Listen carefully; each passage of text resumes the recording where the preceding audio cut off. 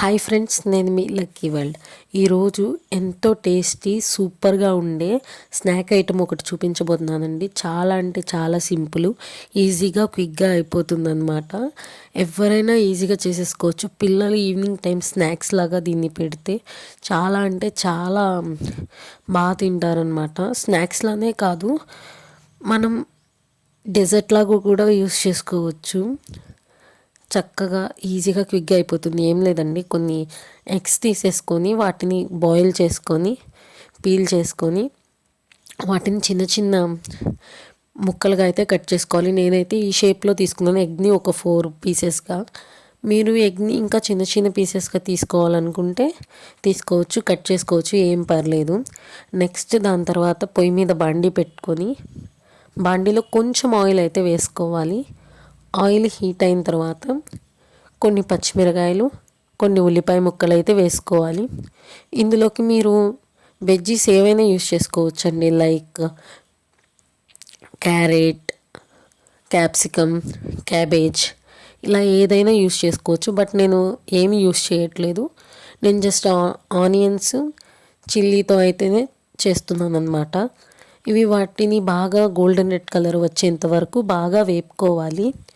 అవి golden red colour వచ్చిన తర్వాత ఇప్పుడు ఇందులోకి కొంచెం టేస్ట్కి సరిపడా సాల్ట్ అయితే యాడ్ చేసుకోవాలి. సాల్ట్ యాడ్ చేసుకున్న తర్వాత 1-2 సార్లు బాగా కలుపుకోవాలి. ఒక 2 మినిట్స్ పాటు లో ఫ్లేమ్లో అంతే ఉంచుకున్న తర్వాత ఇందులో కొంచెం టమాటో కచప్ అయితే వేసుకోవాలి. ఎందుకంటే టమాటో కచప్ ఎక్కువ వేసుకుంటే ఇది తీయగా అయిపోతుంది, అంత టేస్టీగా అనిపించదు. దాని తర్వాత కొంచెం వెనిగరు, కొంచెం గ్రీన్ చిల్లీ సాస్లో బదులుగా మీరు రెడ్ చిల్లీ సాస్ కూడా వేసుకోవచ్చు, మీ ఇష్టము.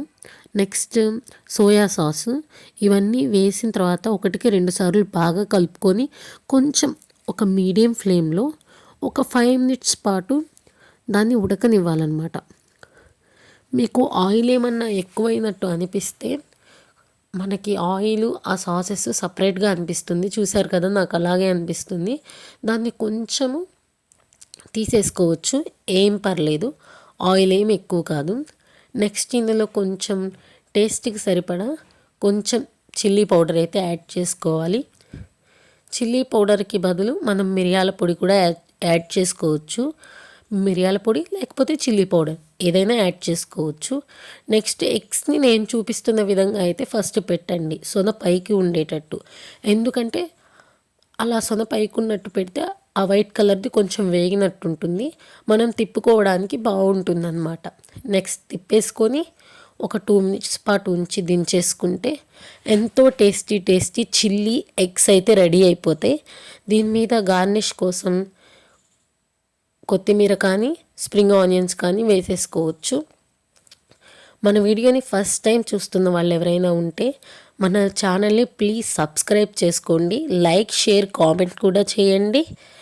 మరిన్ని కొత్త రెసిపీస్ మీకు కావాలనుకుంటే మన ఛానల్లో కామెంట్ బాక్స్లో మీరు కామెంట్ చేస్తే నేను ఖచ్చితంగా అవి చేసి మీకు చూపిస్తాను. మన ఛానల్ని సబ్స్క్రైబ్ చేసుకోవడం మాత్రం మర్చిపోవద్దు. చూసారు కదా, చాలా ఈజీ చిల్లీ ఎగ్ అయితే రెడీ అయిపోయింది. చూసారు కదా, చూడ్డానికి కూడా చాలా టెంప్టింగ్గా అనిపిస్తుంది. ఇప్పుడు ప్లేటింగ్ చేసేద్దాము.